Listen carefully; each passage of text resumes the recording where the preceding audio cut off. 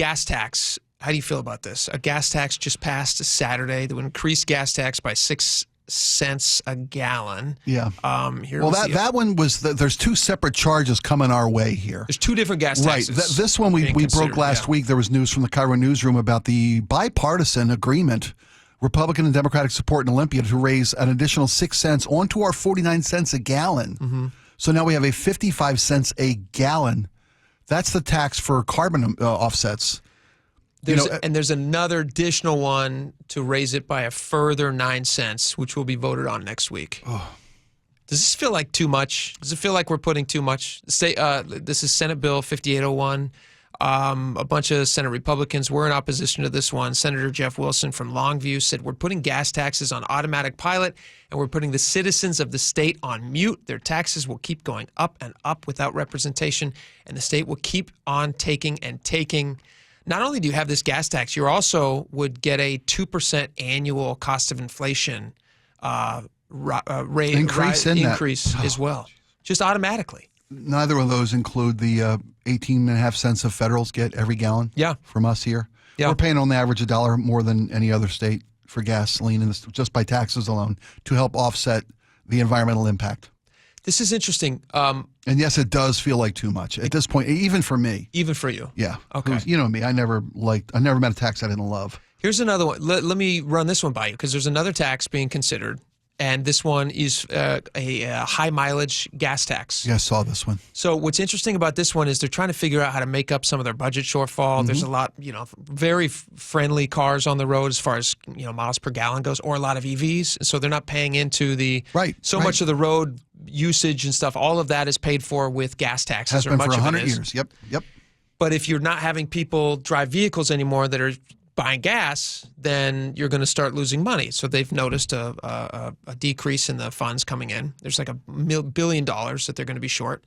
So they're trying to figure out how to make up for that. And so one of the proposals is a high mileage gas tax. So let's see, drivers with cars that get less than 25 miles per gallon would not face any charges in this additional gas tax here. So he says someone with a 26 mile per gallon car would face a $7 a year charge in fees, basically. And then somebody who drives a car that's 50 miles per gallon or over would pay $94 in annual highway use fees. So like hybrids, things like that, electric cars. Right, and they got to find a way, because they had proposed that per mile tax. Right, they wanted you to register what your car was every year, what your odometer read at the start, what it read at the end. People hated that because it was intrusive. It was an invasion of privacy. It wasn't very laid out as to how it was going to be calculated. Also, state to state, they didn't say like how are you going to travel in different states. How are you going to account for that? I'm driving across the country and I'm paying Washington all this money because I put 3,000 miles on my car on a 4-month vacation, whatever it might have been. So now they figured out that if you've got a very fuel inefficient car, like I said, below 25 miles per gallon on average, you're already getting paid. You're paying at the pump because you're buying so much gas. Tons, yeah. And the more your car gets per mile, the less gallons you're buying. So that way your flat rate goes up. Like you said, 50 miles an hour or 50 miles a gallon car, you're paying about $97 a year on average. 26 mile car, you're paying about $7 a year on average. It's just a flat rate based on your car's miles per gallon. I guess that's the factory estimate for where your car gets. I mean, so this is what brand new. Yeah, I would think. Yeah. Because otherwise, my car, I'd be lucky if they get 12, 14 miles a gallon these days. Do you like something like this? Do you think this is a good thing to do? Or does it just feel like an additional tax? Well, it both. I like it because it's a necessary evil. We have $1 billion shortfall in the way we fund our transportation in this state. I mean, I know that it was announced, and Heather just brought it in the news. They're going to start now going and checking ride fares for people who use light rail. But that's just to pay Dow's salary. That's we looked at Dow Constantine's incredible salary, and the only way to pay that is to make sure people are paying for their light rail travel. So any money they make by finding fare jumpers on light rail, that's just going to Dow. Yep. They got to find a way to make up the shortfall.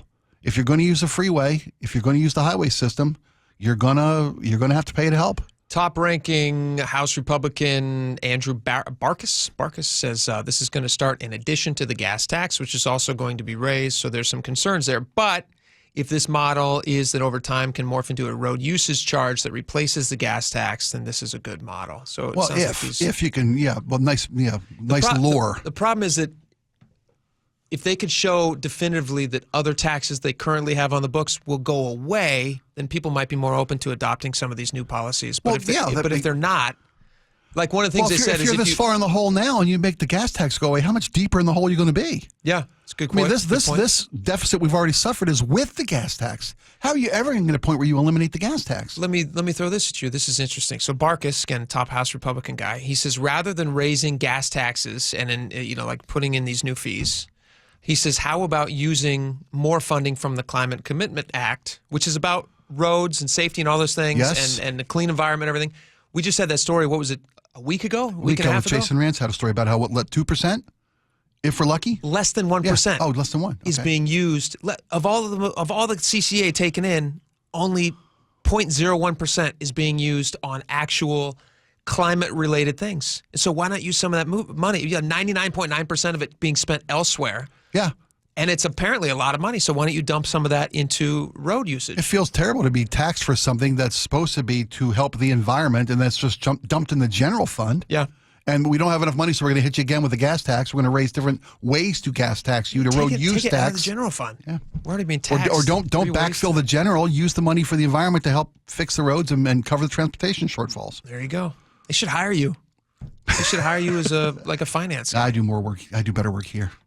I think you could do both. I think you could do both. Can I double dip like Dow did? Oh, no. For sure. Yeah. We'll see about that.